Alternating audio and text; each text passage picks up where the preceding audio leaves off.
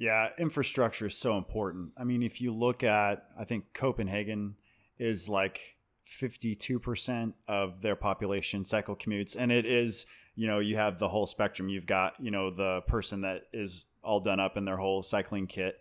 And then you've got, Joe Smith, who's in his full 3-piece suit and he's got a coffee in one hand and he's on a fixie riding into work. And I love that. I think that's fantastic. I love Joe. I mean, Joe Smith is kind of like the next wave, right? A lot of these people, they start riding as a way to get in because the traffic's crazy. And then they go, hey, I feel good. I feel pretty good for doing that. They feel a bit better, and then they kind of explore that a little bit more, right? They push the boundaries to go, well, maybe I'll ride the long way into work. And hey, you know what, Paul, let's ride together on the weekend. So I think the activity itself then kind of benefits as a result of that. Yeah. And, I was talking very briefly about the studies earlier on cycle commuting. I think there's something to like the 2 times a day. So like, all this evidence came out about sitting too long is bad for you. Okay, duh. All right. So let's all get standing workstations and everybody starts standing all day long. And then we get all these musculoskeletal issues. Okay.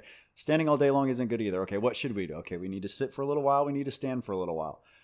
Okay. That's cool. And I exercise on a daily basis. All right. That's good. But we're still sitting awful lot. So maybe it would be better if we exercise multiple times a day. Now I'm very much into fitness, but I don't have days where I exercise 2 times a day very often. But like my friend Dave, as an example, he's getting 8 miles in the morning and 8 miles in at night.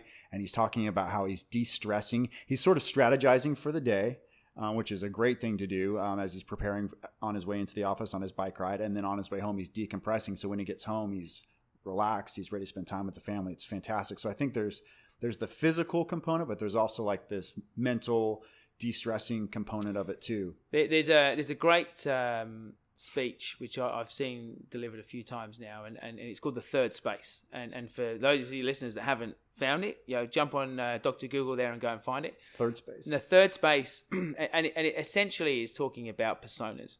And what it's saying is, when you're at work, that's maybe one space. When you're at home, that's another space. So in my case, I'm a dad and a husband at home. That's one of my key spaces. And when I'm at work, I'm the CEO, I'm the founder of a business, and I have a very different focus. And my headspace in those 2 environments is very different. I'm a very different person in both those 2 environments. And what we tend to find with people who, I guess, commute, or it happens a lot with people that work from home, is they don't have this ability, to your point earlier on, to decompress. Yes. So, creating that physical third space has been shown to be an amazing transition from one space to the next. So it's becoming the third space in between number 1 and number 2 to help you transition. And to your point, cycle commuting, walking, whatever that might be, and walking could be you choose to get off the bus 3 stops before you get home, to actually get the blood flowing around your body, to actually give you that ability to kind of think through some of those issues that you were thinking about while you were at work. So when you walk through the front door, you're dad or you're a husband. Yeah. And I think there's a big difference in doing that. So when you come in, you've unloaded, you've decompressed, and then you can come through. And certainly, commuting, cycling is a fantastic way to do that. You kind of process all of those things. Well, I was mentioning earlier, we had the chance to ride together with the local club, the Dragons, on Thursday, a couple days ago. Yesterday. It was early in the morning, so it feels Seems like a couple of days ago. That's right. Yeah. Life goes past quickly. It does. And Hong Kong provides that particular ride, the Thursday Peloton ride. You get a nice mixture of hills with some flats, so you can sort of let the horses run a little bit. I like the way you say flats. It was pretty hilly. Yeah. It's like sure. just we'll a go with flats. False flat. Yeah. So I was talking with Nick, who has been an advocate of your program, I think all the way back to the ACE days when it was back in Australia. And, I really liked what I heard. Just he was talking a lot about what we talked about today, about making real connections and how he can walk into an event and he'll know 100 people in the room. And he said it's just been fantastic because these aren't just like, oh, what's that person's name? They're like, oh no, I know about this person. I know about their family. I know what I need to know about business connections with that person. And so the advocacy of what I've seen so far with ICE is pretty amazing. And it's priceless to have people talking about, your program or your product like that. And then I was surprised, you were telling me earlier that you guys really haven't done any sort of above the line marketing or advertising or anything like that. So it's even more impressive to me that you've been able to get this sort of following. Yeah, and I think one word, and it's an overused word. We've discussed this in the past, but it is around authenticity. Mm-hmm. Like I said earlier, for me that word is real. But the concept that when we started this was, look, we're focused on a very unique profile of member. Our members are senior executives. They have to fulfill a certain criteria to become a member. And the reason we focused on these particular group is predominantly, there's a certain amount of emotional stress and pressure from a professional perspective that these individuals tend to have. And so connecting and being part of a community, when you're the top of a tree, you're at the top, you're kind of on your own. So finding other people a bit like you kind of makes life a lot easier. Right. So to that point, we didn't really want to do a lot of marketing and sort of cast the net out too far and then have to reject a whole bunch of people because they didn't fit the criteria. So we've been very careful about that. And I guess to that point, we realized that, we would either A, have to approach people to be part of the community and share with them what we're doing and why we're doing it and hope that worked. And we do a bit of that. But also, we need to, enable our members to talk to one another about it. And I guess, I think in the corporate world, everyone's talking about referrals or net promoter scores, which is where people want to promote you to their friends. Yes. And I guess we're really lucky to have, probably perhaps one of the world's best net promoter scores. So from our, we have 1,000 members that we've approved to this point, and we've had 15,000 applications. Wow. And that's really all word of mouth. And I think to your point, earlier on when you're talking about Nick, he's someone that's grown with that community. Like he's evolved personally and professionally in his career. And the connections he's made along that way have been something that have supported him, have helped him. But I think, ultimately, they're really real relationships, and to a certain extent, I don't really mind if these people don't do business together. I think it's really about helping them create relationships. Right. If the business opportunities happen, they happen quickly because it's the CXO of Y company and the CXO of A company, and they can make things happen. And right. We know that happens. That's why our partners support us, but is to put themselves in that room to help also make those relationships. But I think to that point, of the business component, my vision for setting up ICE in the first place was very much about saying that, I'm Ryan O'Neill, I'm the Chief Executive Officer of International Cycling Executives, and most business networking or most networking environments, and I hate that word, by the way, but let's kind of embrace it for a second.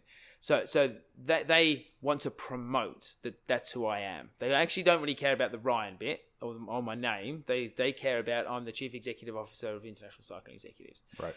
My goal is, and my belief is, that if you can get to meet Ryan, you get the other business stuff at the right time and point. But invest in me, invest in Ryan. And so, ICE is really about saying that, we want our members to meet one another by their Christian names, by their first names, so as they can actually just build a personal relationship. That the very fact of that there are, the right number of people in the room, and we have this very strict member profile, means that they've kind of passed some sort of, I guess, filter to say, there may be some business value in this, but I'll explore that later. And when I leave and someone might give me their business card, that's when I'll have a look to see, hey, was that a good conversation? Was there some opportunity there? But whilst I'm talking, whilst I'm engaging, I'm investing in you as a person. Yes. And I think that's the big difference that we've been able to focus on. I think, the best way to summarize it for me is, we're not a cycling club that do a bit of business. We're a business community, an executive community who enjoy riding push bikes. Yeah, there's a big difference between those two, and perhaps most people don't really understand the difference, but there is a huge difference between the two. No, it makes perfect sense to me. One of the things I heard one of your members say is the ICE community helps them find work-life balance. And we talked a little bit about cycle commuting just in general, helping with balance, but I always say work-life balance is kind of a funny thing to say because the life piece of it is it encompasses a lot. There's a lot included in life. And so there's the 7 different dimensions of wellness. You've got social, emotional, physical, career, intellectual. spiritual. And so I was thinking about work-life balance and ice and cycling, and thinking about, well, how many of those do you sort of tick off or tap into if you're on a ride with ice folks? So I would say you tap into social, obviously, since it's specifically for business, obviously career. Environmental, you're outside, you're in the environment and you're appreciating your surroundings. Obviously intellectual is a big important part of wellness. If you look at like old folks homes, and one of the most important things you can do for somebody as they age is make sure that they work on their cognitive health. Physical, obviously. So what is that? That's 5 out of the 7 easily that you could say are ticked off with ice. And then, the other couple... I'm going after the other 2, Paul. What are they? Tell me. Emotional and spiritual. So let's say you have one of those crazy, rides. It could be an emotional and a spiritual experience. Well, too, maybe. right? But that's a great observation. In the emotional component to me, we talked about social, at the beginning there. But emotional is perhaps one of the most important parts of why we started this, because I think that I kind of touched on the unique profile that we focused on, and I've had some amazingly emotional conversations with some of these guys and girls about the pressure of their job and the pressure of their life, and the travel they have to go through and what that actually does to them as an individual. And so I think to a certain extent, whilst we can't fix that emotional component, we can't make it better, I think there's an element of actually perhaps making it all right to talk to one another about it. And I think that's a real core component of ice for me, is the ability for people just to be able to go, hey, I saw that board report in the press the other day. I saw your results. Hey, how were the board? Oh God, man, they were crazy. I just got grilled, and that individual can't have that conversation with people in his company. He doesn't really want to have it at home. We talked about the third space, so he wants to be someone different when he gets home. Right? Yeah. They don't have anyone to talk to. And they might talk to their friends. Their friends probably have a different industry sector. They don't really get it. So finding other people a bit like you, sometimes to talk about problems like you have, you're not alone, right? And so there's other people out there that have probably just been through what you've been through, or they're just going through it now. So having that emotional support of one another is most definitely a core goal for us. Spiritual, I'm not quite sure about that, but so I think I'm almost up to 6. Yeah. I may take the 6. But yeah, so that, I think that's a big part of us. Yeah, I mean, it's therapeutic, right? It's not just like getting something off your chest, but that's talked about a lot in psychology, is just making it feels real, but then you get this sense of relief after you've talked about it. It's just like, it's almost like a release. A release, yeah. Especially, I mean, I've admitted this on my show many times. One of the things I get out of cycling is that release, because I know I push like emotions and feelings down deep, and they have to come out somewhere. And a lot of times it's through physical activity that it comes. I'm sure you're the same. I've had some amazing conversations with people out on the bike. They've shared things that they wouldn't share in any other environment. It doesn't matter how many Negronis we drink. There's no way they'd have told me that stuff, right? And something about the endorphins and being outside, they feel great, and they want to share. And I think, problem halved and all that sort of stuff. The bit that kind of does make me chuckle a little bit is, whilst we're riding, it's quite noisy, right? So there's a lot of wind going on. And so effectively, we're almost shouting at one another. and how about that board? That's exactly right. So those people standing at a bus stop as we're riding past are probably thinking they've been shouting about that company for like the last 30 seconds. Go by. So it does sort of like make me chuckle when people keep secrets, but they want to shout them. Yes. So. It's funny too. Everybody's been in one of those conversations where maybe it's a tough segment on a ride or a hill. I was riding with my buddy Bo one time. There's so you can actually see it out the window right out there. Oh, yeah. The satellite's on top of that hill.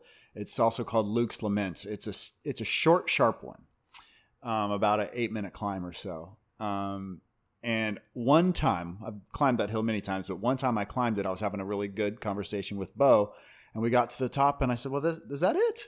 Because, it's kind of a funny thing, but it's nice to be in an engaging conversation with somebody when you're pushing yourself, and it takes your mind off of it a little bit too. Just an aside. Just a little bit on that. So we at our formal events, when we're on the bike, we have we roll through every 5 minutes. So every 5 minutes, you're talking to somebody else, right? Oh, so okay. It's important for us to make sure that the conversation is continuing to evolve and you're meeting different people, but a speed dating really. On the bike, I right? heard Ben calling it speed dating. That's a good way to think of it. So that's kind of what it is.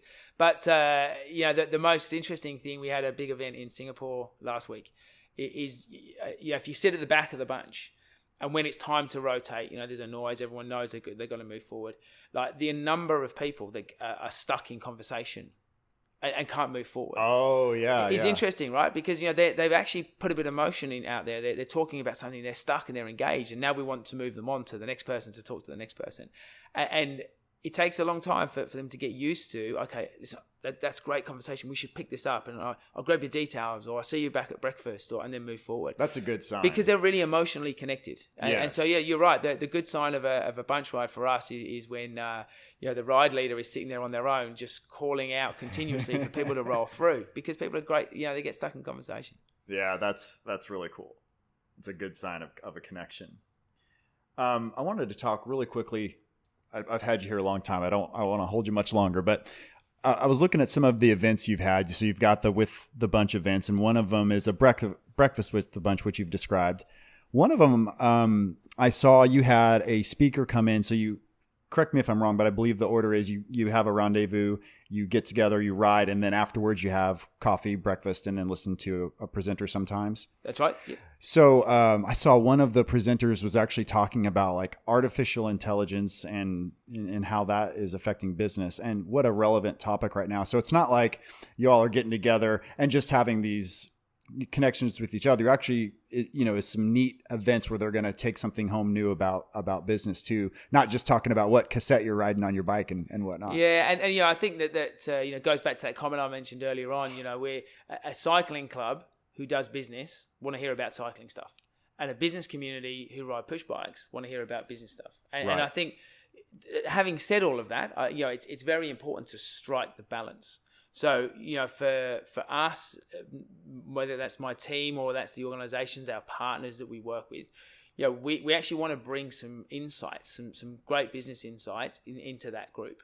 And so I think, if you ask any of our managing directors or our market directors around the world, success for them looks very much like when a member leaves an event that we've ran, that they're taking away something personal, which is obviously probably something to do with cycling. So we may have a bunch of the pros come in, or particularly at the moment, we're focusing on bringing a lot of the management from professional cycling in to talk about culture and to talk about performance development and to talk about, how they, as leaders of a very high performing organization, are challenged and how do they evolve. So that's obviously it's personal, it's professional, but there's something about you individually from that.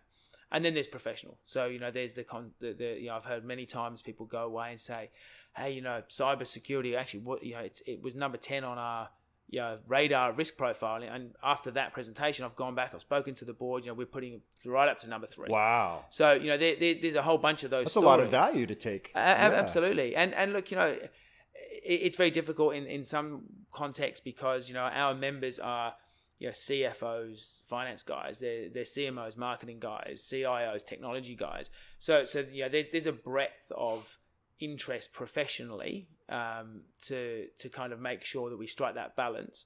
And not all those topics are always interesting and relevant to some people, but I think if they can kind of walk away with something, a bit of an insight that they didn't have before, that we're treating them as those executives. We're saying, hey, your time's pretty precious.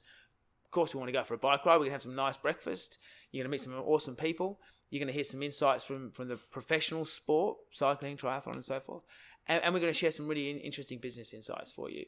We're going to do all of that in about 2.5 hours. How's that sound? So that's a pretty good 2.5 hours, right? And if you can tick those boxes and walk away, but going back to those box ticking earlier on, the reality is most of our members sort of have said to us, look, the truth is I could do that every day. Yeah. That's justifiable for me to say to the office or the people I'm working with, hey, listen, I'm going to be in a little bit later because, I've got to go and do this stuff because this is how I choose to do that. Yeah. And I've seen too, I've seen a nice mixture of male and female, senior execs that are part of ICE. And I even saw, just looking at some of your different things on your social media, like it looked like some of the gatherings were just ladies. Like, is there special events just for the ladies? There is, yeah. So I think there's this tag, right? Mamil, middle-aged men in lycra, and I've never heard that. Yeah, so it's a big thing. There's actually a movie that's just come out called Mamils, and you should check it out. It's pretty interesting, pretty funny. And it talks a lot about, some of the things we talked about today, emotions and males connecting with one another, and they're not doing it at the pub anymore. They're doing it out on a bike and all the stuff we talked about. But I think, like I said earlier on, the profile we're focusing on, that's fairly rigid, but everyone at that profile has the same challenges, and male or female, they have the same challenges. Exactly. And I think that the progression in females riding, we'll talk about cycling later, but the progression of females riding has meant that there are more senior leaders jumping on a bike and starting to ride. We took the decision about a year ago to launch, I guess, a sub brand, if you want, called Ice Women. And Ice Women is really about, I guess, creating a community for those female executives to I guess, connect with one another outside of the broader ICE community. So it's very much not ICE men and ICE women, but there is ICE and there is ICE women. And I think we did that too because we also lowered the level of entry a little bit. So one tier down from where we would accept a male entrant, mainly because of the numbers. We need to kind of cast the net a little bit broader. And also I think it's our opportunity to help those females make those authentic connections with their male counterparts or their male peers at a higher level, that they wouldn't ordinarily get that opportunity. Like I think we all know that these boys clubs that people talk about. I don't think they're as real as some people think, but there is a level of people saying, hey, let's go and grab a beer together. Mm-hmm. And they're probably not thinking about that for their female colleagues and their peers so much.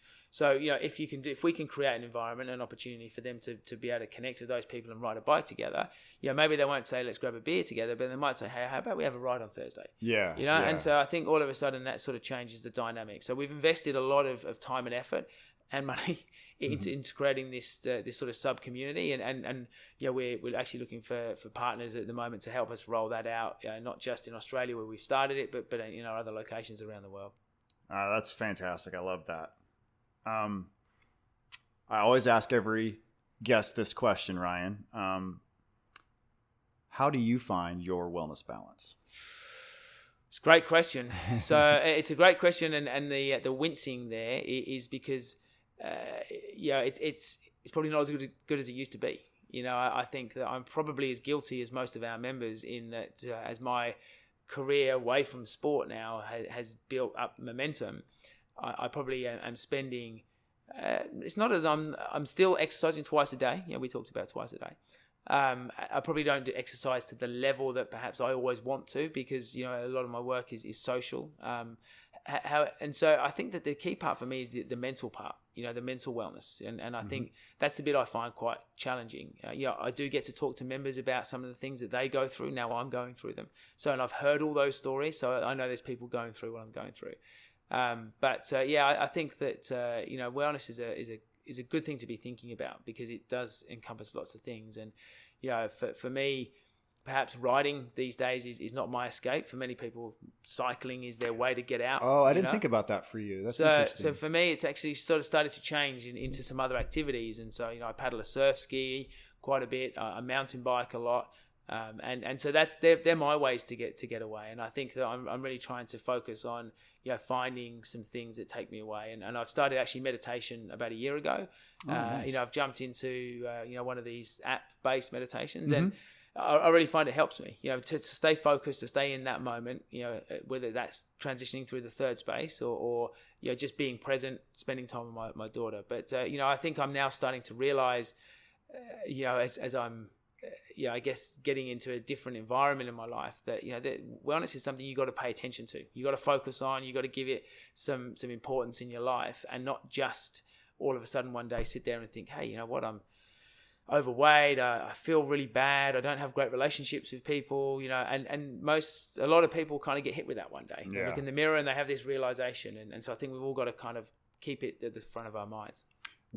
That's good advice, and I think, one of the things we try to do with this show is just, I always say, take 1% from everybody, throw it at the wall. If it sticks, great. And then if it doesn't, move on to the next thing. And so just being open-minded to trying new things. And I think that's great that you're trying meditation and just being open-minded to new tactics, because there's no such thing as finding your balance, even though that's what we say the tagline is.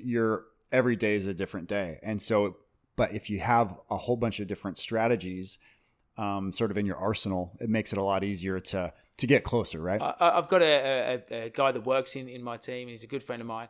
And he has a tagline he uses all the time, and I love it. And his tagline is, "When's the last time you did something for the first time?" And like you know, that. if the answer to that question is 5 years ago, then I think you need to have a bit of a think about things. Yeah, right. yeah, And I'm not talking about trying that cocktail on the menu. I'm talking about learning to play a guitar. I'm talking about walking on the beach at sunrise. I'm talking about doing something on a regular basis that is new to you, and it doesn't have to always be active. It can be something that's emotional or mental, whatever it is that you any need to one go of the and think wellness about. dimensions. Yeah, Anywhere in there. So go and try something new, right? Yeah, that's great.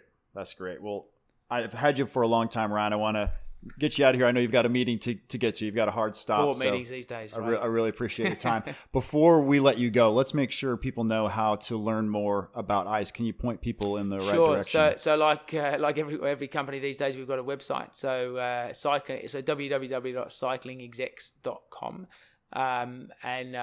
we're sort of on all of the normal Instagram and social channels that I just bagged out earlier on, and until they pull the feed, and all of a sudden we got nothing anymore. So the same sort of acronym on Facebook and Twitter and Instagram.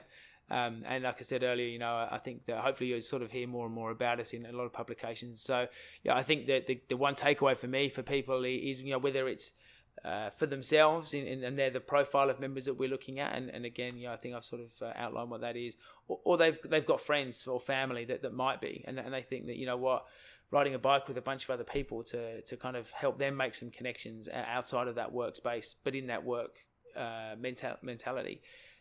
Feel free to refer them through, and pass this along, because it's an amazing community that we're very privileged to be looking after. And I often say to our members, this isn't my community. This is your community. Right. So without you, I have nothing. I've got a bunch of sponsors that want to, work with me to help create something, and there's no one there. So It's their community. I'm just a custodian, and I'm trying to evolve it. And we're still growing. So any referrals are definitely welcome. Okay. Well, thank you very much.